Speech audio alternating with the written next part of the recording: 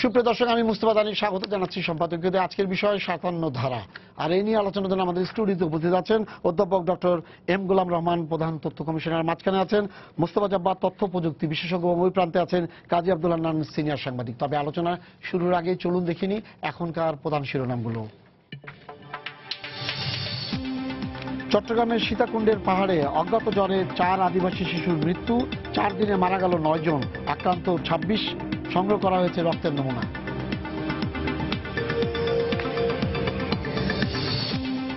রাজধানীর বিভিন্ন এলাকার দিনভর জলজটের পর তীব্র যানজটে স্থবির পুরো ঢাকা, দুর্বিষহ নগর জীবন, দায় এড়ালো ওয়াসা।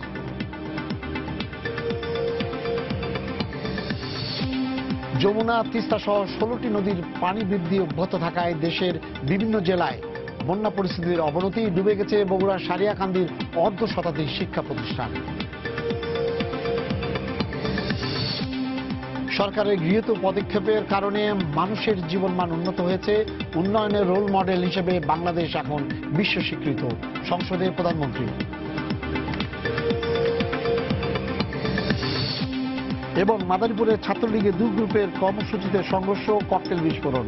নারায়ণগঞ্জে বিএনপির সদস্য সংঘ অনুষ্ঠানে ধাওয়া পাল্টা ধাওয়া।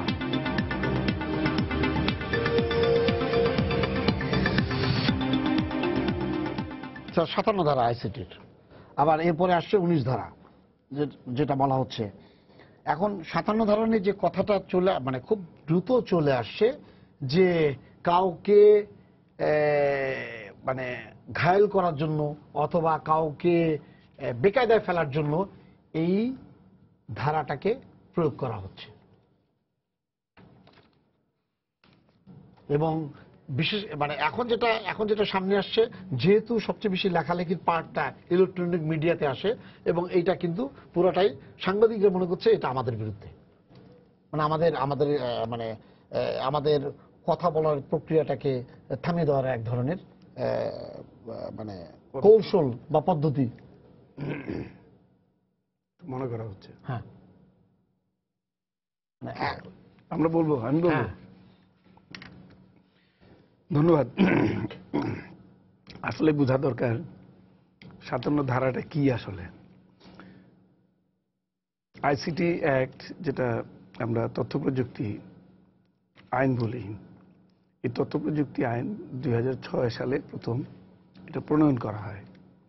তখন এটা খুব বেশি ইফেক্টিভ ছিল না, কারণ তখন তথ্য প্রযুক্তির যে উন্নয়নটা ঘটেছিল সেই উন্নয়নের সাথে তাল রেখে ততক্ষণও সেই আইনটা পুরোপুরি হয়নি, যে কারণে ওই যথোপযুক্ত কিংবা সময়ের বিবেচনায় এই আইনটাকে আবার সংশোধন কিংবা অ্যামেন্ডমেন্ট করা হয়েছে 2013-তে। কেন? তখন আমাদের এই অনলাইন যে কার্যক্রম, শুধু মিডিয়া না, আমি মিডিয়া, ওই কথাটাই আমি পরে বলতে আসি। শুধু মিডিয়া না, অনলাইন ভিত্তিক অনেক ধরনের অ্যাক্টিভিটিস আছে, অনেক ধরনের সার্ভিস আছে। ধরা যাক ব্যাংকিং, অনলাইন ব্যাংকিং একটা বড় একটা ব্যাপার, কিন্তু তখন কিন্তু এই আইন কানুন দিয়ে এগুলোকে রেগুলেট করা সম্ভব ছিল না। অর্থাৎ আইন ছাড়া তো প্রযুক্তিটা অকেজো হয়ে যাচ্ছে, কাজ করা যাচ্ছে না। এখন তাহলে বুঝতে হবে যে ওই ধারার প্রয়োজন, আইনের প্রয়োজন ছিল, এবং সেই জন্যই আইন প্রণয়ন করা হয়েছে। কিন্তু বুঝতে হবে যে তাহলে এরকম ধারা আসলো কেন, যে ধারার ফলে মানুষের এত বেশি হাউতাস, এত বেশি রিয়াকশন। আমার মনে হয় হয়তো সেই সময় আইনটা করার ব্যাপারে একটু বেশি ওভার অ্যাম্বিশিয়াস হয়ে যায় না, একটু বেশি আবেগতাড়িত হয়ে হয়তো সেই ধারাগুলোকে এমনভাবে করা হয়েছিল যে তথ্য প্রযুক্তির তখন যে চ্যালেঞ্জটি ছিল বড় রকমের, তখন শ্লীলতাহানি হচ্ছিল। একটা নিরপরাধ মেয়ের ছবি দিয়ে তাকে সমাজের মুখে তাকে কালিমা লেপন করা হচ্ছিল। তারপরে ছবির অপব্যবহার হচ্ছিল, মাথা কেটে অন্য কিংবা শরীর কেটে অন্য লাগিয়ে দেওয়া হয়েছিল, ধর্মীয় উন্মাদনা ছিল, এবং স্পর্শকাতর ব্যাপারে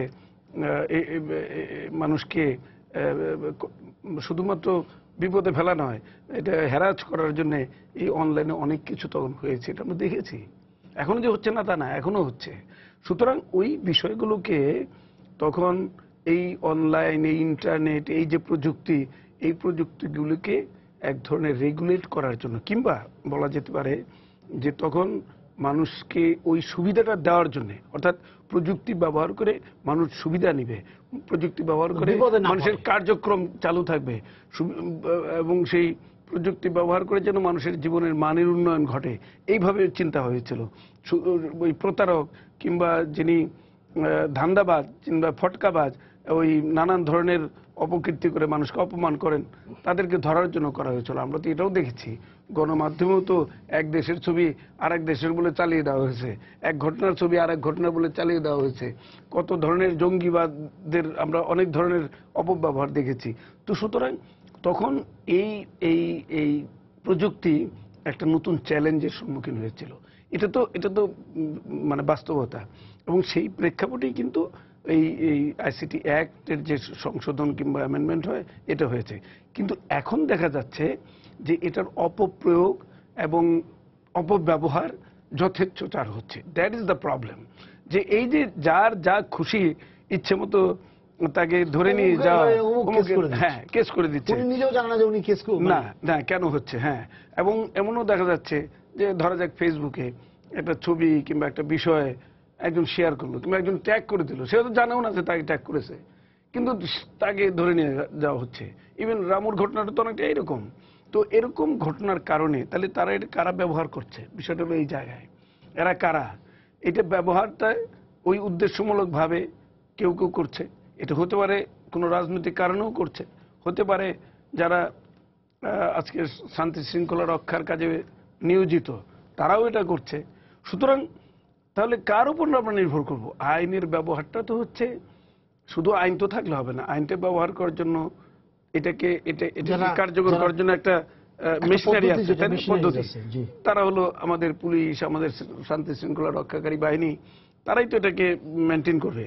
আর এটার বিচারিক কাজ করার জন্য, বিচারিক কার্যক্রম পরিচালনার জন্য দায়িত্বপূর্ণ লোক আছে, এবং তাদের এফিসিয়েন্সি, তাদের পারফেকশন, এই সব কিছু মিলিয়েই আমরা আইনের সুব্যবহারটা দেখব, এটি তো সমাজ আশা করে। কিন্তু আমরা দেখছি যে যে কোনো কারণে যে কোনোভাবে এই আইনটাকে অপপ্রয়োগ করে কোনো সাংবাদিককে ধরা হচ্ছে, কোনো ব্যক্তি বিশেষকে অন্তরীণ করে দেওয়া হচ্ছে, তার বিরুদ্ধে অনেক ক্ষেত্রেই মিথ্যা আরোপ করা হচ্ছে। তো বিষয়টা হলো এই জায়গায় এখন আমাকে যেটা স্যার আপনি যেটা বললেন, যা বলবেন আপনি বলেন। এই আইসিটি নিয়ে তো পড়তে পড়তে শেষ হয়ে গেলেন আপনি।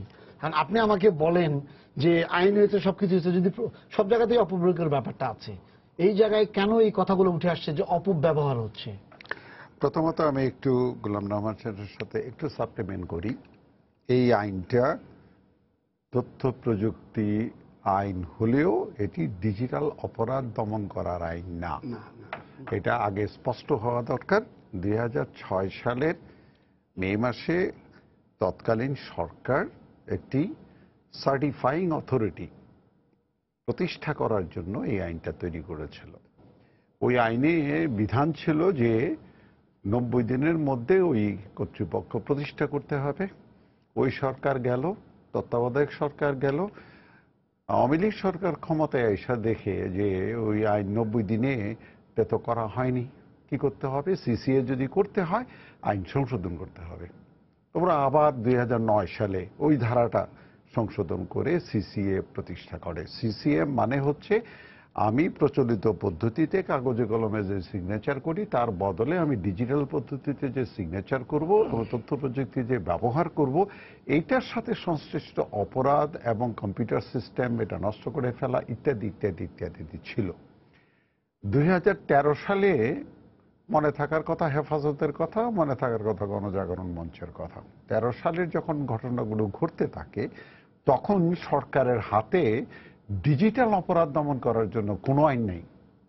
তখন যেটা করা হলো, আগস্ট সেপ্টেম্বর মাসে গিয়ে এটি পর্যালোচনা করে একটি গ্যাজেট নোটিফিকেশন, সংসদও ছিল না, একটা অধ্যাদেশ জারি করা হয় এবং অক্টোবর মাসের 9 তারিখে গ্যাজেটটা প্রকাশিত হয় এবং তারপরে আইনটাকে বলবৎ করা হয়।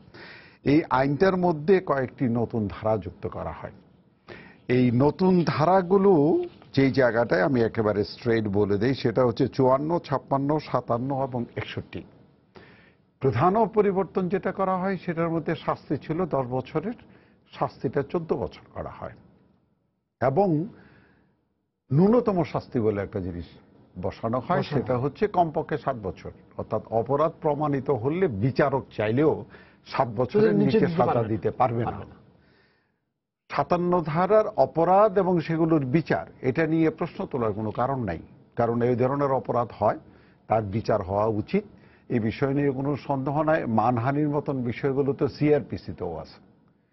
সমস্যাটা হচ্ছে যেই জায়গাতে, সেই জায়গাটা হচ্ছে অপরাধের যে ন্যূনতম বারটা, এটা একটা বড় সমস্যা হয়ে দাঁড়িয়েছে বিচারের জন্য।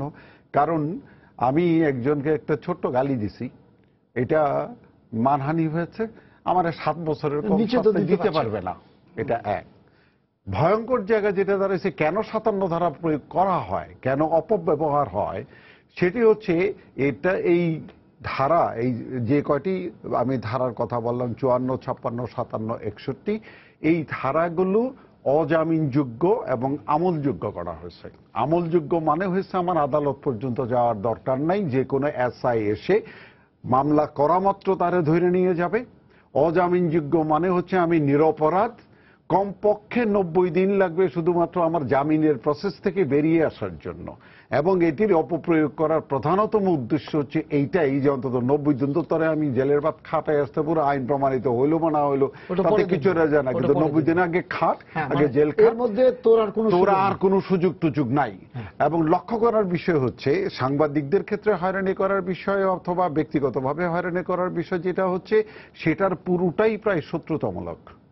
অর্থাৎ আমি মোস্তফা জানিসে দেখতে পারি না, ওরে ঠেকাই দিলে কি করতে হবে, 57 ধারায় একটা মামলা করে দিয়া, আমি করলাম না, আমার এক শিষ্যরে দিয়ে করাই দিলাম, আমার এক ভক্তরে দিয়ে করাই দিলাম, অতএব মোস্তফা জানিস জেল খাটতে থাকুক, দ্যাটস দ্য থিং। 90 দিন তো খাটুক, তারপরে গিয়ে দেখা যেতে পারে। তাও আবার কি বিচারকের ইচ্ছার উপরে, বিচারক চাইলে তার বিশেষ ক্ষমতা প্রয়োগ করে বেল দিতে পারবে, আদারওয়াইজ বেল পাওয়ার কোনো সুযোগ নাই। তো 57 ধারার আলোচনার বিষয়টা হচ্ছে এই জায়গাটাতে এবং অপপ্রয়োগের জায়গাটাতে এইখানে। এর সাথে কিন্তু 54, 56, 61 ওইখানেও কিন্তু অপরাধগুলো আছে, এবং যে অপরাধগুলোর রিয়েল অর্থেই ডিজিটাল মাধ্যমে হচ্ছে, মামলা কিন্তু ওইখানে হচ্ছে না। 57 ধারা হচ্ছে, তার কারণটা হচ্ছে 57 ধারায় দুটো শব্দ আছে, অশ্লীল এবং মানহানিকর, যার কোনো সংজ্ঞা নাই। অশ্লীলতা, আমি হাফ প্যান্ট পরে যে লোকটা ঘুরে যায় তারে আমি অশ্লীল বলতে পারি। মানহানি, আমি কাউরে একটা বাঁকা চোখে তাকাইছি, বাঁকা চোখে তাকাইছি, এটার জন্য একটা মানহানির ঘটনা ঘটে যেতে পারে। তো ফলে আলটিমেটলি এই ধারার উপরে ভর করতেছে এবং এটাকে অপপ্রয়োগ করা হচ্ছে। লক্ষ্য করার বিষয় কিন্তু আমরা নারী ও শিশু নির্যাতন আইনকে কিন্তু এইভাবে অপপ্রয়োগ করা হয়েছে অ্যামেন্ডমেন্ট হওয়ার পরে। আমি যেটা বুঝি সেটা হচ্ছে 57 ধারার 3টা জিনিস যদি না থাকে, অর্থাৎ অজামিনযোগ্য, আমলযোগ্যতা এবং ন্যূনতম সাজা, তাহলে 57 ধারা নিয়ে আমার কোনো কথাই নেই। অন্যায় করলে তার শাস্তি হবে, তদন্ত হবে, বিচার হবে এবং বিচারক তার ইচ্ছা মতন শাস্তি দেবে, অপরাধের গুরুত্ব বুঝে। অফকোর্স বিচারকের হাত পা বেঁধে দেওয়া হয়েছে। লিমিটেশন মানে কি, 7 বছর শাস্তি দিতেই হবে, প্রমাণ তো হতেই পারে। এই জায়গাগুলোতে আমার কাছে মনে হয় যে এই জায়গাটার মধ্যে, এবং আমরা সেন্সিটাইজ করেছি 57 ধারাকে। এই 57 ধারার কারণ হচ্ছে এর অপপ্রয়োগটা হচ্ছে। এটার ভালো দিক যেটা, সেটা হলো যে এখনকার পরিস্থিতির ভালো দিক বলছি আমি। আমাদের আইনমন্ত্রী কিন্তু প্রকাশ্যে ঘোষণা দিয়েছেন যে আমরা ডিজিটাল অপরাধ দমন করার জন্য আইনটা যখন তৈরি করতে পারবো তখন 57 ধারা থাকবে না। কিন্তু 57 ধারার পরিবর্তে যেটা 19 ধারা বলেছেন, ওটাও তো দেখছি 19 ধারা অজামিনযোগ্য না, 19 ধারা আমলযোগ্য না। অতএব 57 ধারার বিপদের কথা আমি যেটুকু বললাম, এবং ন্যূনতম শাস্তি হচ্ছে 1 বছর। অতএব আমার কাছে 57 ধারার রিপ্লেসমেন্ট হিসেবে টাকা মানে 1-2 লাখে, হ্যাঁ, এবং এটার ফলে 57 ধারার অপপ্রয়োগ যেভাবে হয়েছে, এটা 19 ধারার অপপ্রয়োগ সেভাবে হতে পারবে না। আরেকটা বিষয়, আমি তৃতীয় কষ্টটা দেখে কথা বলতেছি, লাস্ট যেটা আমরা মিটিং এ বলে আসলাম, 57 ধারার 2টা ভাগ হয়েছে। 19 ধারায় আসলে অশ্লীলতা এবং মানহানিকর বিষয়গুলোটা আছে। আরেকটা বিষয় আছে যেটা আমি আপনি সবাই চাইবো যে তার পারলে ফাঁসি হোক, সেটা হচ্ছে রাষ্ট্রীয় অখণ্ডতা এবং দাঙ্গা সৃষ্টি করা, সংহতির বিষয়গুলো করা। ওইটা 20 ধারায় গেছে। ফলে আলটিমেটলি 20 ধারা যদি আমলযোগ্য হয়, এটা 20 ধারা আমলযোগ্য হয়েছে, 15 ধারা নতুন যে আইন আছে সেই আইনে ওইটাকে আমলযোগ্য এবং অজামিনযোগ্য করা হয়েছে। ওই জায়গাগুলোতে আমার সংবিধান অন্তত বলেছে যে আমি আর রাষ্ট্রের অখণ্ডতার বিরুদ্ধে বলতে পারবো না, আমি মুক্তিযুদ্ধের বিপক্ষে কথা বলতে পারবো না, আমি বঙ্গবন্ধুকে নিয়ে কোনো কিছু করতে পারবো না। ওই জায়গাগুলোকে প্রটেক্ট করার বিষয়ও কিন্তু আছে। আমি অবশ্য নিজে মনে করি যে কেবলমাত্র 15 ধারা ছাড়া এবারও আরো 3-4টা ধারাকে অজামিনযোগ্য আমলযোগ্য করা হয়েছে। 15 ধারাটাই হচ্ছে রাষ্ট্রীয় অখণ্ডতা এবং অন্যান্য বিষয়। শুধু ওইটি ছাড়া বাকিগুলোর জন্য আসলে ওই আমলযোগ্যতা এবং অজামিনযোগ্যতা এটি রাখার কোনো প্রয়োজন নাই। কারণ কিন্তু কথা হলো যে ওই জায়গায় আবার তখন দেখা যাবে ব্যাপকতা বেড়ে গেছে, ব্যবহারের ব্যাপকতা বেড়ে গেছে। হ্যাঁ, কিন্তু রাষ্ট্রীয় নিরাপত্তা এবং অন্যান্য বিষয় যদিগুলো বিষয় থাকে তখন তো ওই জায়গার ক্ষেত্রে প্রশ্নটা আছে, ওখানে তো কোনো মানুষ প্রশ্ন করবে না। হ্যাঁ, বিষয়টা যেটা হচ্ছে সেটা হচ্ছে যে আমি যেটা মনে করি সেটা সকল ক্ষেত্রেই এটা প্রয়োজনীয়, আদালতের এখতিয়ারকে খর্ব করার কোনো প্রয়োজন ঠিক নাই। ইয়েস, হান্নান ভাই বলেন। পুরোটা তো সাংবাদিকদের উপরে চলে আসে, সাংবাদিকরা মনে হচ্ছে যে আমাদেরকে ধরানোর জন্য এই প্রসেস। ধন্যবাদ। গোলাম রহমান স্যার এবং জব্বার ভাই যে আলোচনা করলেন, এরপরে তাদের সাথে অ্যাড করা খুব কঠিন ব্যাপার। তবে তারপরেও আমি 2-3টে জায়গায় একটু ওনাদের সাথে যোগ করতে চাই। সেটি হচ্ছে, আজকে আইনমন্ত্রী বলছেন আমরা তথ্য ও যোগাযোগ প্রযুক্তি আইন থেকে 57 ধারা আমরা তুলে নেব। আচ্ছা, তুলে নেব, এটা ভালো কথা, কিন্তু কতদিনে? প্রশ্নটা দাঁড়িয়ে গেছে এই জায়গায়। এই জন্য বলছি যে জব্বার ভাই তো আগে ব্যাখ্যা করলেন যে এই আইনটি আসলে ইলেকট্রনিক সিগনেচারকে বৈধতা দেওয়ার জন্য, আইনানুগ করার জন্য আইনটি তৈরি করা হয়েছিল। অর্থাৎ আইনের নেচারটা কি ছিল? আইনের নেচারটা ছিল দেওয়ানি, সিভিল।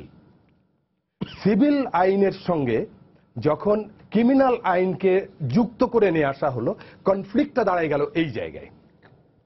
আইনের উদ্দেশ্য আপনি নিজেও পার্লামেন্ট কভার করেছেন, আইন প্রণয়ন প্রক্রিয়ায় আমরা একসাথে কাজ করতে গিয়ে অনেক সময় আমরা দেখেছি যে আইনের উদ্দেশ্য ও কারণ সম্বলিত একটি বিবৃতি দিতে হয়।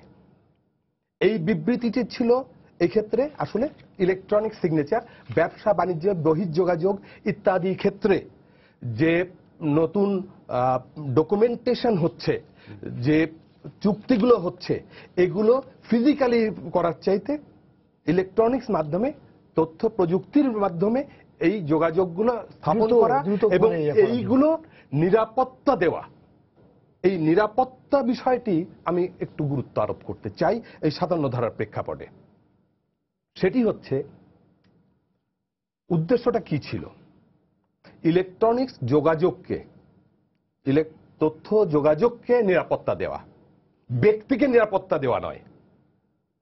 কিন্তু 57 ধারা বা জব্বার ভাই যে ধারাগুলোর কথা উল্লেখ করলেন, এগুলো সবই হচ্ছে ব্যক্তিকে নিরাপত্তা দেওয়া। ইলেকট্রনিক্স প্রযুক্তিকে নিরাপত্তা দেওয়ার জন্য এই ধারাগুলোর আদৌ প্রয়োজন আছে কিনা এটি প্রশ্ন সাপেক্ষ।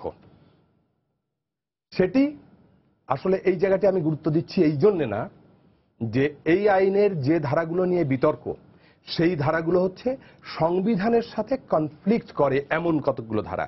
কেননা সংবিধানের 39 অনুচ্ছেদে যে বাক স্বাধীনতা, মত প্রকাশের স্বাধীনতা এবং 39-এর খ 2-এ যেটা যে সংবাদপত্রের স্বাধীনতা, আইনের যে সমস্ত বিধিনিষেধ সাপেক্ষে এই স্বাধীনতাগুলো নাগরিকদের জন্য নিশ্চিত করা হয়েছে, সেইগুলোর সাথে এই ধারা কনফ্লিক্ট করে, সাংঘর্ষিক বলেই কিন্তু এর মধ্যেই এটি মামলায় গেছে। 3টি মামলা হয়েছে। সরকার এই জায়গায় একটা দুষ্টামি করছে। আমি এই দুষ্টামির জায়গাটাকে আমি ধরতে চাই। দুষ্টামির জায়গাটি হচ্ছে, 4 সপ্তাহের ভিতর রুল ইস্যু হওয়ার পরে বলা হয়েছিল যে এগুলো যে সাংঘর্ষিক না, মানুষের নাগরিক অধিকারকে খর্ব করে না, এগুলা কেন এটাকে বাতিল করা হবে না, ঘোষণা করা হবে না, তুমি সরকার এটা জবাব দাও। সরকার কিন্তু এই জায়গাটায় দুষ্টামিটা কি করলো? আজ পর্যন্ত সে জবাব দিল না, বরঞ্চ সে প্রকাশ্যে বলতে থাকলো যে আমরা এই আইন তুলে নিচ্ছি, আইনের এই জায়গাগুলো তুলে নিচ্ছি। এই তুলে নিচ্ছি বলে মূলা দেখিয়ে এতদিন ধরে সময় ক্ষেপণ করা হচ্ছে। আর এর ভিতরে আমি একটা পরিসংখ্যান দিই আপনাকে। 2013 সালে এই আইনের এই জায়গাটি সংশোধন করার পরে 15 সালের অক্টোবর পর্যন্ত 2 বৎসরে আপনার এই ট্রাইব্যুনালে মোট 81টি মামলা হয়। এই 81টি মামলার ভিতরে আইসিটি আইনের 12টি মামলা নিষ্পত্তি হয় 2 বৎসরে। তার ভিতরে 5টি মামলায় আসামিদের সাজা হয়, আর সবগুলোতেই আসামিরা বেকসুর খালাস পেয়ে যান। রুল ইস্যু হয় তারপরে। কিন্তু যে কারণে এই রুলগুলো ইস্যু হয়েছিল সেই একই গ্রাউন্ডে ভারতে এই আইনে আছে 66 ধারা ছিল। ভারতের 66 ধারাটি কিন্তু আদালত বাতিল করে দিয়েছেন। আমাদের সরকারও খুব ভালোভাবে জানতেন, বিশেষ করে আইন মন্ত্রণালয় খুব ভালোভাবে জানতো যে এই আইনের শুনানি করার সাথে সাথে চলে যাবে। কারণটি হচ্ছে এই আইন থাকবে না। কারণটি হচ্ছে এখানে শুধু সংবিধানই লঙ্ঘিত হচ্ছে না, মানবাধিকার চার্টার, জাতিসংঘের মানবাধিকার চার্টারকে পর্যন্ত এখানে উপেক্ষা করা হয়েছে। আরো একটি বিষয় আছে, এই আইন ডুয়েল ল। আপনাদের স্মরণ থাকবে নিশ্চয়ই যে জননিরাপত্তা নামে একটি আইন ছিল।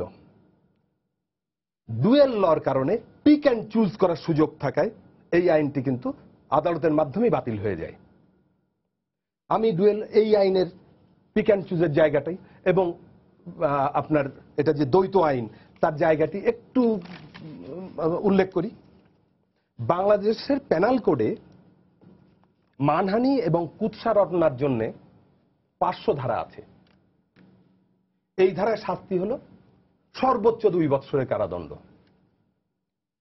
কাউকে চিঠি লিখে, ফোন করে বা সরাসরি হত্যা করার বা ব্যাপক ক্ষতি করার হুমকি দিলে 506 ধারা আছে পেনাল কোডে। এই ধারার শাস্তি সর্বোচ্চ 2 বছর। যদি হুমকি বেনামি দেওয়া হয় তাহলে আরো অতিরিক্ত 507 ধারায় আরো অতিরিক্ত 2 বছর শাস্তি দেওয়া যায়। মাতাল হয়ে কারো বাড়িতে প্রবেশ করে যদি উত্ত্যক্ত করা হয় তাহলে পেনাল কোডের 510 ধারার শাস্তি হলো মাত্র 24 ঘন্টার জেল এবং জরিমানা, অথবা শুধু জরিমানা। আমি উত্ত্যক্ত শব্দটির প্রতি গুরুত্ব আরোপ করছি। তারপরে সরাসরি কোনো সহিংসতায় যদি কেউ অংশ নেয় তাহলে পেনাল কোডের 147 ধারা অনুযায়ী সর্বোচ্চ শাস্তি 2 বছরের কারাদণ্ড। মারণাস্ত্র নিয়ে যদি ওই আপনার দাঙ্গার সিচুয়েশন তৈরি করা হয় তাহলে পেনাল কোডের 148 ধারা অনুযায়ী সর্বোচ্চ শাস্তি হবে 3 বছরের জেল। এখন আসুন এই অপরাধগুলো, এই সবগুলো অপরাধী 57 ধারায় যুক্ত করা হয়েছে। যুক্ত করে এখানে আপনি সর্বনিম্ন শাস্তি দিলেন 7 বছরের জেল, সর্বোচ্চ 14 বছরের জেল। অপশন এই অপরাধের মাত্রা কি সেই মাত্রা বিবেচনা করে শাস্তি নির্ধারণ করবেন বিচারক। বিচারকের সেই ক্ষমতাও কাটেল করা হলো। অর্থাৎ শুধুমাত্র আপনার সংবিধানের 39 অনুচ্ছেদের লঙ্ঘনই নয়, বাংলাদেশের প্রচলিত আইনের সাথে কনফ্লিক্ট করে দ্বৈত আইন তৈরি করা হলো। তৃতীয়ত, বিচারকের হাত পা বেঁধে দেওয়া হলো। আরো বড় বিষয়টা হচ্ছে আপনি কাউকে অপরাধ প্রমাণের আগে শাস্তি দিতে পারেন না। এই আইনে শুধুমাত্র আপনাকে সাবজেক্টিভ অবস্থায়, জব্বার ভাই যেটা মেনশন করলেন যে বিনা মামলা হলেই অজামিনযোগ্য ভাবে আপনি দীর্ঘদিন 3 মাস তো মিনিমাম, আরো বেশি দিনে আপনি রেখে দিতে পারবেন, কিছু করতে পারবেন আপনাকে। এই জায়গায় আমি সাবজেক্টিভ জায়গাটা একটু মেনশন করি। এই 57 ধারায় প্রথমে 57(1)-এ বলা হয়েছে যাহা মিথ্যা, আচ্ছা, এমন কোনো কিছু সম্প্রচার করেন ইলেকট্রনিক্স মিডিয়ায় যেটা মিথ্যা ও অশ্লীল বা সংশ্লিষ্ট অবস্থা বিবেচনায় কেহ পড়িলে, দেখিলে বা শুনিলে নীতিভ্রষ্ট বা অসৎ হইতে উদ্বুদ্ধ হইতে পারে। এখন উদ্বুদ্ধ হওয়া বলতে কি বোঝায়? এটি সাবজেক্টিভ, কারণ আমলযোগ্য অপরাধে এসআই উনি যদি মনে করেন যে উদ্বুদ্ধ হয়েছে, এটাই ফাইনাল। দ্বিতীয়ত না হইতে পারে, হতে পারে, উদ্বুদ্ধ হতে পারেন, সাবজেক্টিভ। দ্বিতীয়ত যার দ্বারা মানহানি ঘটে, আইন শৃঙ্খলার অবনতি ঘটে বা ঘটার সম্ভাবনা সৃষ্টি হয়। ঘটার সম্ভাবনা সৃষ্টি হয়েছে কিনা এটা অ্যাসেস করবে কে? আদালত, সাক্ষী প্রমাণের ভিত্তিতে। আপনি ওটাকে নিয়ে গেলেন একজন এসআই এর কাছে, তারপরে আপনি বলছেন কি ধর্মীয় অনুভূতিতে আঘাত করে বা করিতে পারে। এই যে করিতে পারে, কে জাজ করবে, অ্যাসেস করবে? একটা ফোন আছে আনন্দ ভাই, একটু দেখি। দর্শক আপনার পরিচয় দিয়ে প্রশ্ন করুন। জি জি বলেন। জি, আমি ভৈরব থেকে মুক্তিযোদ্ধা রহমতুল্লাহ ভুইয়া বলছি। জি বলেন। ভৈরব কালিকা প্রসাদ। জি। এই সাংবাদিক বা সংবাদ মাধ্যম সমাজের আয়না। সাংবাদিক বা সংবাদ মাধ্যমের মাধ্যমে দেশের সঠিক চিত্র ফুটে ওঠে। সাংবাদিকরা জীবনের ঝুঁকি নিয়ে সত্য উদ্ঘাটন করে আনেন, কিন্তু এও সত্য অনেক সাংবাদিক যাদের বলা হয় হলুদ সাংবাদিক, তারা কোনো ব্যক্তি, প্রতিষ্ঠান বা কোনো বিশেষ দলের আনুকূল্য পাওয়ার জন্য কোন তথ্যের অপব্যাখ্যা বা অসত্য তথ্য দিয়ে কোনো ব্যক্তি বা দলের মানহানি হয়, দেশের বিশৃঙ্খলা সৃষ্টি হয়, সেক্ষেত্রে ৫৭ ধারায় ব্যবস্থা নেওয়া অযৌক্তিক হবে কেন? জি হ্যাঁ, সুন্দর প্রশ্ন করেছেন দর্শক, এবং আমরা সেখানেই যাচ্ছিলাম। আসলে দ্বৈত আইন থাকলে অবস্থাটা কি দাঁড়াচ্ছে এখানে? যদি সাংবাদিক, আমি প্রথমেই ওনার প্রশ্নের জবাবটা দিতে চেষ্টা করব, সেটি হচ্ছে সাংবাদিক যদি এহেন অপরাধ করে প্রচলিত আইনে তার বিরুদ্ধে ব্যবস্থা নেওয়ার সুযোগ আছে এবং এর জন্য আইন আছে। আমি যে কথাটি বলছিলাম যে সাবজেক্টিভ আইন দিয়ে বিচারের আগেই শাস্তির ব্যবস্থা যে করা হচ্ছে হয়েছে, এই জায়গাটাই হচ্ছে, এই জায়গাটাই আপত্তির জায়গাটি এটি। আর আরেকটি বড় জায়গা হচ্ছে যে আগে যে কথাটি বলছিলাম যে আইনটি প্রণয়নের উদ্দেশ্য হলো দেওয়ানি কার্যক্রমের। আপনি সেইখানে এটাকে সংশোধন করতে যে এটাকে একটি ক্রিমিনাল লয় শুধু তৈরি করেননি, সাথে এখানে কার্যবিধিও সংযোজন করে দিয়েছেন। অর্থাৎ এমন একটি আইন করেছেন যেটির nature civil, criminal and procedural law. এখন এই জায়গায় এসে আমাদের এই আইনকে বিবেচনা করতে হচ্ছে। সাংবাদিককে কেন ব্যবহার এখানে আমরা বিশেষভাবে গুরুত্ব দিচ্ছি, কারণটি হচ্ছে এই আইন একটি অস্ত্র হিসেবে ব্যবহার হচ্ছে। অপপ্রয়োগ তখনই হয় যখন কোনো অস্ত্রের অপপ্রয়োগ হয় যদি তার নিয়ন্ত্রণ ক্ষমতা না থাকে। এই আইনে অস্ত্র তৈরি করা হয়েছে, এখানে অপরাধ ক্রিয়েট করা হয়েছে, কিন্তু এই অপরাধকে নিয়ন্ত্রণ করার জন্য, এই অপরাধকে যাতে অপব্যবহার না করা হয়, অস্ত্রটিকে অপব্যবহার না করা হয়, তার জন্য যে নিয়ন্ত্রণ ব্যবস্থা অর্থাৎ ক্লারিফাই করা, সেই জন্য যে বিধি প্রণয়ন করার কথা ছিল এই আইনে, সেই বিধি আজ পর্যন্ত করা হয়নি। স্যার বলেন, আজ পর্যন্ত বিধি হয়নি। এই আইনটাই ৫৭ ধারাকে যে যার মতো করে ব্যবহার করছে, কেউ যদি মনে করে থাকে আমি একে, জাপার ভাই যেটা বলেছেন, মনে করলো তারপর সে করে দিল। এখন তার মানে কিন্তু এইটা না যে যার মতো করে লিখতে থাকবে, যে যার মতো করে বলতে থাকবে। হ্যাঁ, এটাও কিন্তু না। আর মানুষের এরকম একটা ধারণা হয়ে গেছে যে বিশেষ করে সোশ্যাল মিডিয়া, যে আমি লিখবো তো আপনার সমস্যা কি? এখন আপনি রহিমউদ্দিন করিমউদ্দিনকে আপনি চোর টোর বলে যা ইচ্ছা তাই বলে দিচ্ছেন। এখন আপনার ওই অধিকার আছে কিনা যে আপনি নিজেরটা বলেন, কিন্তু আপনি যখনই কারো প্রাসঙ্গিকের টেনে কাউকে ছোট করার চেষ্টা করছেন, প্রসঙ্গটা কিন্তু এই জায়গাতেও এসে যাচ্ছে। Right, very much correct. যিনি প্রশ্ন করেছেন খুব সুন্দর প্রশ্ন করেছেন। এই প্রসঙ্গত ওই কথাটা দিয়ে আমি শুরু করতে চাই যে ভালো ভালো সাংবাদিকরা, অনেক ডেডিকেটেড সাংবাদিক যারা নিবেদিত প্রাণ হয়ে কাজ করছেন, তাদের অবস্থান একটা জায়গায়। আর সোকল্ড সাংবাদিক, ওই যে হলুদ সাংবাদিক বলছেন, যদিও তাদের কোনো এথিক্যাল দিক নাই, কোনো প্রফেশনাল দিক নাই, সোকল্ড সাংবাদিক বলা যায়। আমাদের সম্পাদক গোলাম সরোয়ার সাহেব একটা টক শোতে বলছিলেন এরা তো সাংবাদিক না, এরা হলো সাংঘাতিক। তো আমরা এই কথাটা বলতে গেলে হয়তো নানান ভাবে, তো এই সাংঘাতিকতাটা কিন্তু সারারাই বলছেন কেন যে সকল ওই ধরনের সাংবাদিকরা একটা কার্ড কোন রকম ভাবে জোগাড় করতে পারলেই হয়। এটা সময় টেলিভিশন না অন্য কোন পত্রিকার, আর আজকাল তো অনলাইন, সোকল্ড অনলাইন, শত শত হাজার হাজার অনলাইন। তারা তো অবশ্য সাংবাদিক না, প্রফেশনালি তাদেরকে আমরা রিকগনাইজ করি না। কিন্তু ইভেন সেই নামধারী সাংবাদিক যারা ওইরকম, তারাও তো অপব্যবহার করছেন সমাজে। তারা তো নিজের ওই কার্ড দেখিয়ে ধমক দিচ্ছেন, ব্ল্যাকমেল করার চেষ্টা করছেন, হামকি দুমকি দিচ্ছেন। সেইখানেও তো একটা প্রতিকার থাকা উচিত নাকি? সেই প্রতিকারটা কারা কারা? জনগণ যারা ভুক্তভোগী তারাই শুধু বুঝেন যে এটা কত, এই দংশনটা কিরকম।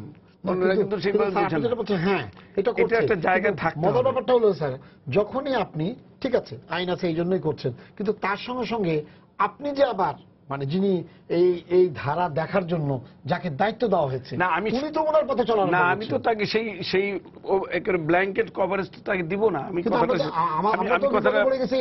কথাটা শেষ করি এইভাবে যে একটা হচ্ছে সমাজে যারা সাংবাদিকতা করেন, গণমাধ্যম নিয়ে কাজ করেন, তাদের স্বাধীনতা আছে, লেখার স্বাধীনতা, মত প্রকাশের স্বাধীনতা, এটা আমাদের সাংবিধানিক অধিকার 39 ধারায় বিবৃত।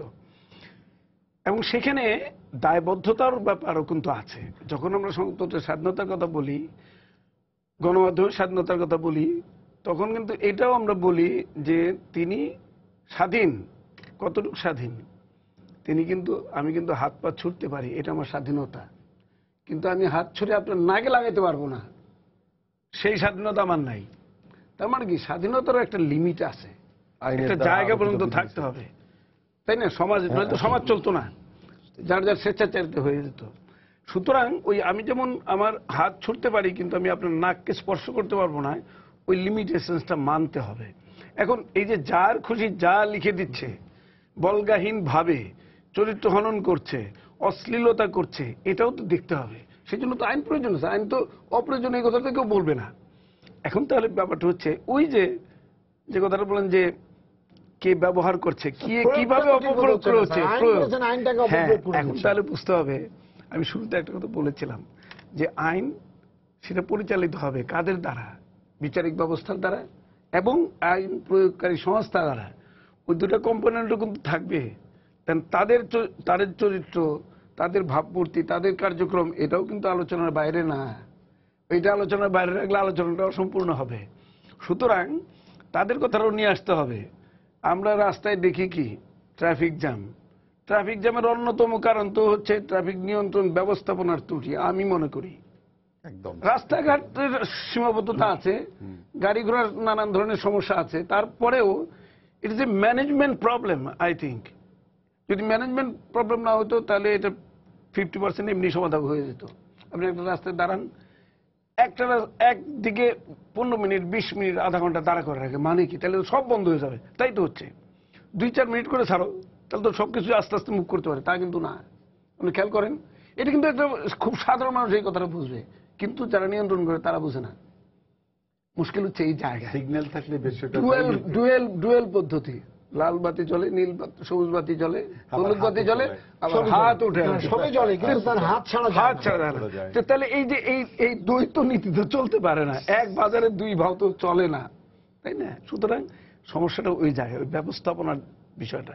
তাহলে আমি পুলিশের প্রতি অনেক শ্রদ্ধা, সম্মান, অগাধ সম্মান রেখে আমি বলতে চাই, তারা অনেক ভালো কাজ করেন না তা নয়, কিন্তু তাদের ভাবমূর্তিটা আমাদের সমাজে কি, এটাও কিন্তু দেখতে হবে। তাদের সম্পর্কে মানুষ কি মনে করে এটাও বুঝতে হবে। তারা কতটা কার্যকরভাবে দায়িত্ব পালন করছেন এটাও বুঝতে হবে। এখন কথায় কথায় এই যে অপপ্রয়োগগুলি হচ্ছে, কেউ হয়তো উদ্দেশ্য সাধনের জন্য কোনো রাজনৈতিক কারণে কিংবা করতেই পারে, কিন্তু যাদের দ্বারা করছে পুলিশ তো তার সাথে সহায়তা করছে না, এই আইনটা কার্যকর হতো না এইভাবে, মানে এইভাবে অপপ্রয়োগ হতো না, হওয়ার সুযোগ ছিল না। তাহলে এই সুযোগটা আমরা তৈরি করে দিয়েছি, দ্যাট ইজ দ্য থিং। তাহলে ওই তাদেরকেও ধরতে হবে, তাদেরকেও সমালোচনার বাইরে রাখলে হবে না। আসলে একটা রাউন্ড আলোচনা করতে হবে। আচ্ছা, তারপরে দেখেন বিচার বিভাগ সম্পর্কে আমার কোনো কথা বলার নেই, কিন্তু শুধু বলার আছে যে তাদের কাছে আমাদের এক্সপেকটেশন অনেক হাই, আমাদের প্রত্যাশা অনেক বেশি, একেবারে হিমালয় সমান প্রত্যাশা। তারা নিখুঁত বিচার করবেন, তাদের পারফেকশন থাকবে, এফিসিয়েন্সি প্রশ্ন তোলা যাবে না ইত্যাদি, নিরপেক্ষতা, দৃষ্টি নিরপেক্ষতা। কিন্তু এসব ব্যাপারে তো প্রশ্ন উঠে, না, কিন্তু যখন আপনি যদি বলে দেন 7 বছর মিনিমাম দিবা, হ্যাঁ, তাহলে তার কথা কিছু নাই। তখন স্যার আপনি আচ্ছা, কি করবেন বলেন? সেই জায়গাটা আইনের সমস্যা। আমি বলেছিলাম শুরুতে যে আইনটা যখন করা হয়েছে তখন একটু ওভার অ্যাম্বিশিয়াসলি করা হয়েছে, বেশি আবেগতাড়িত হয়ে এই মুস্তাফা জব্বার সাহেবরাই হয়তো কিছু অবদান রেখেছেন, কিন্তু হয়তো ততখানি করার আমি জানি না, সরি আমি জানি না, কিন্তু আচ্ছা, কিন্তু তাহলে দেখেন এই যে 7 বছর মিনিমাম আর 14 বছর এটা তো হয় না, কিন্তু দেশে এবং নন বেলেবল। আপনি চিন্তা করতে পারেন দেশের কোটি কোটি টাকা গায়েব হয়ে যাচ্ছে। ওরে বাপরে, হাজার কোটি টাকা। কোন লোকের বিরুদ্ধে স্যার কোনো কিছু নাই, কিচ্ছু হচ্ছে না। কোনো কিছু নাই স্যার। আপনি কোথায় যাবেন? বিষয়টা এই জায়গায় জাতির বাজেটের 3 ভাগের 1 ভাগ ব্যাংক থেকে গায়েব হয়ে গায়েব গেছে, হয়েছে। ব্যাংকরাপসি। তাতে কিন্তু কোনো আইন ব্যাংকিং নেই স্যার। সেক্টর তো ভয়াবহ একটা অবস্থায় পড়ে আছে, কিন্তু ওই আইন এখানে একেবারে রীতিমতো রেড অ্যালার্ট দিয়ে কাজ করা উচিত ব্যাংকে আমার মনে হয়। তারপর কিন্তু নতুন নতুন ব্যাংক হচ্ছে। হ্যাঁ, জব্বার ভাই বলেন। এই যে দেখেন, শুধুমাত্র এই 57-এ অমুকের সম্মানহানি হচ্ছে আর অমুক ওর বিরুদ্ধে বলছে, এই জন্য আপনি করে দিচ্ছেন আচ্ছা প্রযুক্তিগতভাবে যে আপনি ব্যাংকিং অনলাইন সেক্টরকে ধরার জন্য যে না এই জায়গায় যাতে অনিয়ম না থাকে সেই জন্য করছেন। কিন্তু দেশের যে অন্যান্য সেক্টরগুলোতে যে আইনগুলো আছে বা দেশ পুরোই জর্জরিত হয়ে যাচ্ছে ওইসব কারণে, সেই জায়গাগুলোতে কিন্তু এই ধরনের আইনের কোনো প্রচলন নাই। তাহলে দেখা যাচ্ছে সবচেয়ে বড় অপরাধ করার পরে কোটি কোটি মানুষ যেখানে এর মধ্যে সীমাহীন দুর্ভোগের মধ্যে পড়ে যাচ্ছে, সেখানে এই ধরনের আইন নাই। একটা ব্যক্তি একটা লোকের জন্য এই আইন তৈরি হয়ে যাচ্ছে। আমি আপনার সাথে পুরোপুরি একমত। যেমন ধরেন, আপনি ব্যাংকের থেকে 100 কোটি টাকা মেরে দিয়েছেন, আপনি যদি মাত্র 10 কোটি টাকা জমা দেন এবং এর রিশিডিউল করেন, ওটাকে আবার 8 বছরের জন্য আরো 100 কোটি টাকার ইন্টারেস্ট যোগ করে যখন হবে, তাও আপনার জেলে যাওয়ার কোনো সম্ভাবনাই নেই। সো আইন হচ্ছে সেই রকম জায়গাতে, এবং রাষ্ট্রীয় সম্পদ, রাষ্ট্রীয় ব্যাংকের সম্পদ এবং এই জায়গাগুলোতে যে ব্যবস্থা বিরাজ করে, আমি সত্যিকার অর্থেই এরকম একটি অদ্ভুত ব্যবস্থার ভিতরে দেখি না যে আমার রাষ্ট্রের সম্পদ বিনষ্ট হচ্ছে, সেই জায়গাটা প্রোটেকশন দেওয়ার মতো জায়গা তো নাই। একটা ব্যক্তিকে প্রোটেকশন দেওয়ার জন্য আপনি এটা করছেন, রাষ্ট্রের পুরো 16 কোটি মানুষের যে টাকাগুলো সেগুলোর জন্য আপনি কোনো জিনিসের মধ্যে। তবে আমি যেটা মনে করি সেটা হচ্ছে যে প্র্যাকটিক্যালি স্যার যেটা বলছেন সেটা মানে আমার কাছেও দৃশ্যমান মনে হয়। তখনকার পরিস্থিতি এমন একটা দাঁড়িয়ে গেছিল, হেফাজতের মতন অবস্থা কেমনে মোকাবেলা করব, বাঁশের কেল্লা কেমন করে মোকাবেলা করব, অথবা এই ধরনের পরিস্থিতিগুলো ছিল সেগুলোকে কেমন করে মোকাবেলা করা হলো। মজাটা হচ্ছে যে এর পরে গ্রেফতার করা হোক আর যাই করা হোক, এগুলোকে ওই মুক্তিযুদ্ধের পক্ষের লোকগুলোকে করা হয়েছে, হেফাজত বা তাদের অথবা জামাতি তাদের চুলের অগ্র পর্যন্ত স্পর্শ করা হয়নি। একটা মানে জামাতি অ্যারেস্ট হয়নি এবং তাদের বিরুদ্ধে কোনো ব্যবস্থা হয়নি, একটা বাঁশের কেল্লা সাইট বন্ধ হয়নি, অথবা তাদের বিরুদ্ধে কোনো মামলা হয়নি, কিংবা তাদের বিরুদ্ধে কোনো ব্যবস্থা গ্রহণ করা হয়নি। আমাদের পুলিশের কিন্তু সক্ষমতা আছে, ওরা কিন্তু খুঁজে বের করতে পারে বাঁশের কেল্লা কোত্থেকে বেরোচ্ছে, কে বের করছে, কোন লোকেশন থেকে বের করছে, কারা কারা এর সাথে জড়িত আছে। অদ্ভুত বিষয়, 13 সাল থেকে এই 17 পর্যন্ত 4 বছরে একটা লোকেশন এখন পর্যন্ত আইডেন্টিফাইড হয় নাই, একটা সাইটের বিপক্ষে কোনো ব্যবস্থা গ্রহণ করা হয় নাই। আমাদের সিআইডিতে ফরেনসিক ল্যাব আছে, যারা পিন পয়েন্ট করে আমি এখানে বসে আছি সেই পর্যন্ত করতে পারে, কেউ যদি ডেটা মুছে ফেলে সেটা পর্যন্ত উদ্ধার করে ওরা করতে পারে। সেই রকম একটা অবস্থাতে তাহলে আইন যাদের জন্য করা হয়েছিল তাদের বিরুদ্ধে প্রয়োগ না করে একজন নিরীহ সাংবাদিকের বিরুদ্ধে, অথবা কেউ একজন ফেসবুকে একটা স্ট্যাটাস দিচ্ছে, অথবা রসরাজের জন্য এই ধরনের ব্যবস্থাগুলো নেয়ার ফলে কিন্তু আজকে 57 ধারা সবচেয়ে বেশি আলোচিত হয়েছে। আমি যে জায়গাটা মনে যে ডেফিনেটলি আমাদেরকে এটি উপলব্ধি করা দরকার যে আমরা এখন না কৃষি যুগে আছি না শিল্প যুগে আছি। অপরাধের মাত্রা কৃষি আর শিল্প যুগের এবং অ্যানালগ পদ্ধতিতে ঘটছে না। কিরকম আমি একটা বাংলাদেশ ব্যাংক আমি বলছিলাম, বাংলাদেশ ব্যাংকের টাকা এর সাথে বাংলাদেশে বসে থাকা লোকজন কদ্দূর জড়িত জানি না, টাকাও আমার বাংলাদেশে ছিল না, অপরাধীরাও বাংলাদেশের না, ওরা বাইরে থেকে টাকা বাইরে পাঠিয়ে দিয়েছে, আমরা ক্ষতিগ্রস্ত হয়েছি। সেরকম অবস্থায় নিঃসন্দেহে আমাদের এই ডিজিটাল ক্রাইম ফাইট করার জন্য আইনের দরকার আছে। কিছুদিন আগে 2টো ইনসিডেন্ট ঘটেছে, 180টা দেশ এর মধ্যে আক্রান্ত হয়েছিল র্যানসাম ওয়ান্ডাক্রাই বলে একটা ভাইরাস দিয়ে, কিছুদিন আগে জাস্ট কয়েকদিন আগে আরেকটা ভাইরাসকে এরকম ভাবে দেখা গেছে। এই ধরনের ভাইরাস হতেই থাকে। কিছুদিন আগে জাস্ট কয়েক মাস আগে Indian national electricity grid fail করাইছিল, এস্তোনিয়ার স্টেট কলাপস করে বসে আছিল। এইরকম হ্যাকিং, পাল্টা হ্যাকিং এবং যুদ্ধের পর্যায়টা ওই পর্যন্ত গেছে। সেগুলোর জন্য নিঃসন্দেহে আমাদের আইন দরকার। আমরা কিন্তু এই আইনের জন্য লড়াই করে আসছি। আমার কথা যদি বলেন 2009 সালে এই সরকার ক্ষমতায় আসার পরপর থেকে বলে আসছি আমার ডিজিটাল ক্রাইম ফাইট করতে হবে। আমি যত বেশি ডিজিটাল হব তত বেশি ক্রাইম হবে এবং সেই এই চ্যালেঞ্জগুলো আমাকে মোকাবেলা করতে হবে। আমরা কিন্তু মানে আমার ধারণা বোধহয় আইসিটি ডিভিশনও জানে না যে এই সংশোধনী কেমনে হয়েছিল, কে করছিল, কোন আমলা লিখে দিয়েছিলেন এবং কি করে দিয়েছিলেন। কিন্তু এখন যে প্রক্রিয়ার মধ্যে যেতে হচ্ছে, একটা লাভ হয়েছে 57 ধারা নিয়ে আলোচনা করার প্রেক্ষিতে। সেটি হচ্ছে যে সরকারেরও এখন শিক্ষা হয়েছে যে ডিজিটাল মানেই আমি ধৈরা বেন্দা পিটাইয়া জেলখানায় ঢুকাইয়া তারপরে ওটা শাস্তি দেব এবং সেই ব্যবস্থাটা আমি নিয়ন্ত্রণ করব, ব্যবস্থাটি তা না। আমি বরাবর একটা কথা বলে থাকি, সেটি হচ্ছে প্রযুক্তিকে প্রযুক্তি দিয়ে ফাইট করতে হয় এবং প্রযুক্তিকে যদি আপনি প্রযুক্তি দিয়ে ফাইট না করেন তাহলে আমার প্রচলিত আইন, বিচার ব্যবস্থা, তদন্ত ব্যবস্থা সেগুলো অপ্রতুল হয়ে যাবে। দিনে দিনে টেকনোলজির বিকাশ আরো বেশি কিছু হয়ে যাবে। আমি আজকে না হয় ডিজিটাল ডিভাইস দিয়ে ইন্টারনেট ইউজ করি, আমি 2 থেকে 4 বছরের উপরে আমার হাড়ি, পাতিল, চশমা এগুলোও ইন্টারনেট ব্যবহার করা শুরু করবে। ক্রাইমের নমুনাটা কি পরিমাণ গিয়ে যাবে। আমাদের দেশের মানুষ চরিত্রগতভাবে সৎ এবং ভালো, তার একটি বড় প্রমাণ হচ্ছে আমাদের প্রতিদিন প্রায় 800 কোটি টাকা লেনদেন হয় মোবাইল ফোনে। এই 800 কোটি টাকার লেনদেনের মধ্যে যদি তুলনামূলকভাবে আপনি ক্রাইমের হিসাব দেখেন তা অতি নগণ্য। যারা ক্রেডিট কার্ড ইউজ করে পৃথিবী জোড়া, তারা ধরে নেয় 10% পর্যন্ত ফ্রড হতে পারে, একদম উন্নত দেশগুলো পর্যন্ত। আমার কিন্তু এটা 1% না।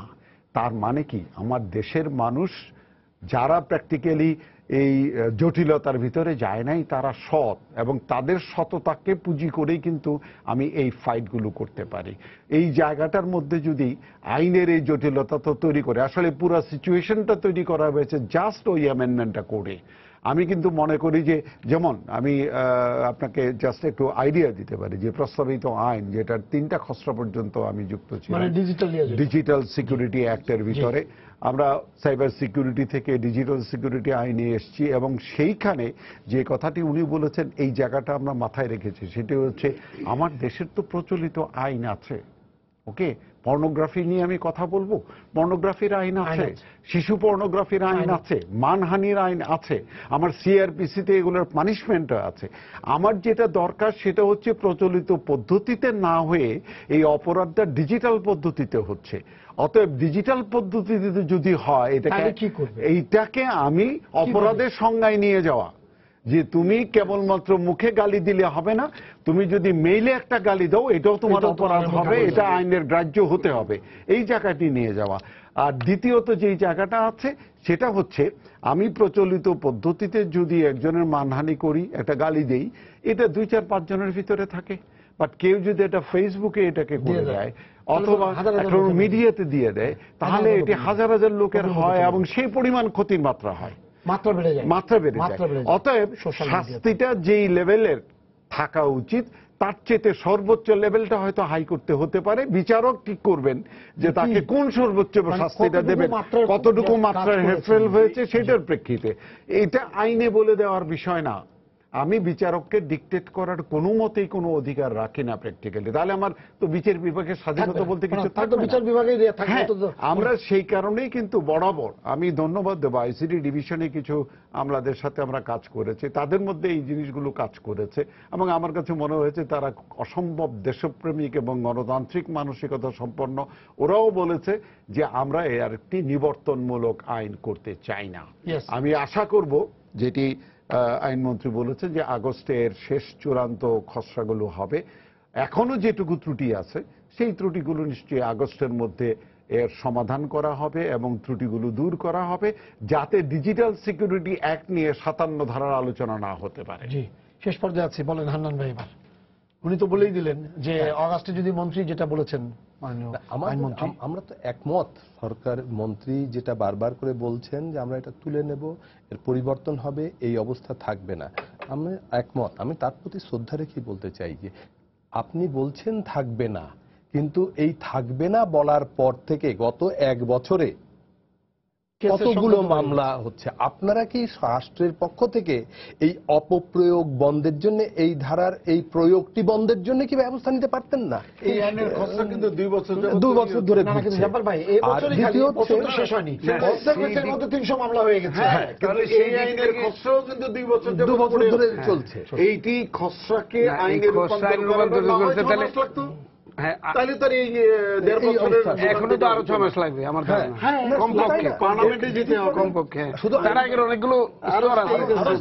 মানে 4 বছরে যা হয়েছে এই বছর অর্ধেক গেছে, এর মধ্যে এতগুলা হয়ে গেছে। এবং শুধু আইন প্রণয়ন করলেই হবে না, আইনকে প্রয়োগ উপযোগী করতে তারও কিছু পদ্ধতি আছে, সেই প্রক্রিয়াগুলো সম্পন্ন করার প্রশ্ন রয়ে গেছে। আর সবচেয়ে বড় কথা হচ্ছে যে জব্বার ভাই যে কথাটি একটু আগে বলছিলেন যে আজকে আমরা যে তথ্য প্রযুক্তির জগতে আমরা বিচরণ করছি, এই জগতে আমার হুমকিটি কি? আমার হুমকি ব্যক্তিগতভাবে আমি আপনি তথ্য প্রযুক্তি ব্যবহার করে কতটুকু ব্যক্তিকে ক্ষতি করলাম এটুকুই নয়, রাষ্ট্রীয় সম্পদ এবং রাষ্ট্রকে রক্ষার জন্য, রাষ্ট্রের এই ব্যবস্থাকে রক্ষার জন্য, এই প্রযুক্তিকে রক্ষার জন্য কি করছি।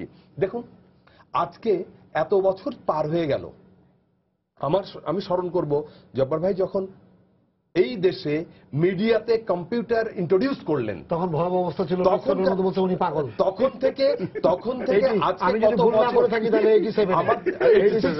87 উনি যখন গেছে ওটা নিয়ে আমি ওনার সাথে কাজ করেছি। 86 আমি বলা যায় যে আমার কম্পিউটার লিটারেসি দীক্ষাগুরু উনি। না এবং 86 থেকে আজকে এই হান্নান ভাই 2017 পর্যন্ত কম্পিউটারে নিয়ে যা বলেছে যে পত্রিকা বেরোবে কম্পিউটার, ওনাকে বলেছে, আমার সামনে বলেছে উনি একটা পাগল। এবং ওনার বিরুদ্ধে আন্দোলন হয়েছে, মোস্তফা জব্বারের ফাঁসি চাই স্লোগান এই স্লোগান হয়েছে। আমি বলতে চাচ্ছি এই জায়গাটি যে এত বছর এই যে 86 থেকে আমরা মুস্তফা জব্বারকে বাংলাদেশের গুটেনবার্গ বলেছেন। 17 সাল পর্যন্ত সময়ে দুঃখজনক হচ্ছে বাংলাদেশে এত ইন্টারনেট চলছে, এত ওয়েবসাইট চলছে, সার্ভারটি এখনো পর্যন্ত বাইরের। এই সার্ভারের নিরাপত্তার ব্যবস্থা আমরা নেওয়ার জন্য আইনে কি করেছি? আজকে স্পাইওয়্যার দিয়ে আমার শুধু পুরো সিস্টেমটাকে অচল করা হচ্ছে না, আমার ইনফরমেশনকে চুরি করে নিয়ে যাওয়া হচ্ছে। প্রোটেকশনটি তথ্য প্রযুক্তি আইন যদি করতে হয়, আমার প্রোটেকশনের জায়গাগুলি এই জায়গায় হওয়ার কথা, সেই জায়গায় না করে আমার সমস্ত আরেকটা আলোচনার ব্যাপার, মানে সাইবার সিকিউরিটির যে ব্যাপার, সাইবার সিকিউরিটির ওটা কিন্তু একটা বড় ব্যাপার, বড় ব্যাপার। নইলে এখন তো সবাই সেটা সবাই তো আমি সেই আইন করছি, সেই আইনটাই আমি নিয়ে যাচ্ছি ব্যক্তিগত পর্যায়ে। মানে এই ব্যক্তিকে নির্যাতন করা, ব্যক্তিকে হ্যারাস করা, ওই জায়গায় আমরা কালো আইন এবং নির্যাতনমূলক আইনের জায়গা জন্ম দিচ্ছে। আমি মনে করি ডিজিটাল সিকিউরিটি অ্যাক্ট যদি আগস্টে চূড়ান্ত হয়, এখন মিডিয়ার উচিত সেটা নিয়ে সবচেয়ে বেশি আলোচনা করা। 57 ধারা নিয়ে যেমনি করে আমরা আলোচনা করছি, কারণ ওই আইনটি চূড়ান্ত করার আগে আমাদের উচিত এটাকে একটু কাটা ছেড়ে করে আমাদের পুরোটা জানা দরকার এবং বোঝা দরকার এর ভিতরে কি আছে। আবার একই অবস্থায় কিন্তু ভুল কতবার করব, সেটা তো এতবার ভুল করতে দেওয়া হবে, মানুষ দেখে সেটাকে আলোচনা করবে। কিন্তু স্যার যদি না আসে স্যার ওটার মধ্যে থেকে যাবে। আবার আরেকটা আছে গোলাম রহমান সাহেব, আপনি সাজেশন দিচ্ছেন, ওই সাজেশন নিছে কিনা আরেকটু যোগ করতে চাই। গোলাম রহমান স্যার এখানে আছেন, উনি যে আইনের রক্ষক বলা চলে, তথ্য অধিকার আইন, এই তথ্য অধিকার আইন, এই 57 ধারা, এর মাধ্যমে কতখানি শুধু সাংঘর্ষিক না, খর্ব করে দেওয়া হয়েছে। দেখেন উনি যে অধিকার আমাকে দেবেন, আমি নাগরিক হিসাবে যে অধিকার পেতে চাই, আমি মিডিয়া কর্মী হিসাবে যে অধিকার জনসাধারণকে দিতে চাই, সেইটা যদি আমি এই ইলেকট্রনিক্স মিডিয়ায় দেই, আমি সাথে সাথেই 57 ধারার আওতায় অপরাধ হিসাবে বিবেচিত অথচ হব। দেখেন তথ্য অধিকার আইন জি। এত একটি আধুনিক আইন, আধুনিক আইন, এত মানে অগ্রসরমান একটি আইন, একটি প্রগতিশীল আইন, যে আইনটি জনবান্ধব আইন, জনগণ এটা প্রয়োগ করতে পারে সরকারের উপরে, মানুষের উপর, সবার সেই কাছে। জায়গায় আমাদের প্রায় obstruction তৈরি 1100-এর করা উপরে আইন আছে, সব আইনই সরকার কিংবা কোনো না কোনো প্রতিষ্ঠান প্রয়োগ করে জনগণের উপর। আর তথ্য অধিকার আইন যে আইনটি সরকারের উপরে জনগণ প্রয়োগ হয়। সরকারের উপর প্রয়োগ করতে পারে, প্রশাসনের উপর প্রয়োগ করতে তার পারে, অধিকারের যে আদায় কোনো করতে পারে। তথ্য সে চাইতে পারে, সরকারি এবং বেসরকারি অফিস থেকে চেয়ে পেতে পারে। এটা তার বিরাট একটা স্বাধীনতা। স্যার আমি একটা সেই কথা বলি। একই সাথে স্বাধীনতাকে আমি বলি, আঘাত করা হলো। যদি সে তথ্য না পায় তখন সে অ্যাপিল করবে, অ্যাপিল করে না পেলে, তারপরেও না পেলে স্যার, অভিযোগ দায়ের করবে। স্যার এখন একটা কথা বলি স্যার, আমি Please. কালকে একটা রিপোর্ট করবো। Please. আমি গেলাম, বললো যে আপনি আসেন 7 দিন পরে আসেন। স্যার আমার রিপোর্ট তো শেষ। আচ্ছা না, সেখানে বুঝতে হবে, ঠিক আছে, এটা একটা লিমিটেশন অবশ্যই। হ্যাঁ। সাংবাদিকদের জন্য যে এই আইনটা করা আছে তা তো না, এটা এটা তো জনগণের নাগরিক সবার, অধিকার, নাগরিক সবার অধিকার। জন্য। কিন্তু আমাকে বলছে এখন না, সব আপনি তথ্য তো- যেই হন, না। ওই তথ্য নিতে হলে আপনাকে লাইনে আসতে হবে। 7 দিন আপনি ওয়েট করেন, 7 তারপর দিন না, অনেক সময় সর্বোচ্চ 20 কার্য দিবস পর্যন্ত অপেক্ষা করতে হতে পারে। না, কিন্তু কথা হলো, না, স্যার, আমার মনে হয়, হবে, স্যার। আমার মনে হয় প্রফেশনাল স্পিকিং কথাটা জি। পেশাগতভাবে নিতে হবে, জি শুধু ইমোশন দেওয়া হবে না। জি যদি একজন সাংবাদিক তার তথ্য প্রয়োজন হয়, জি। তিনি কিন্তু তার নিজস্ব সোর্সেই তথ্য পাবেন হ্যাঁ। এবং পেয়ে থাকেন। না, পায়, কিন্তু উনি তার- কিন্তু এটার জন্য বসে থাকেন না।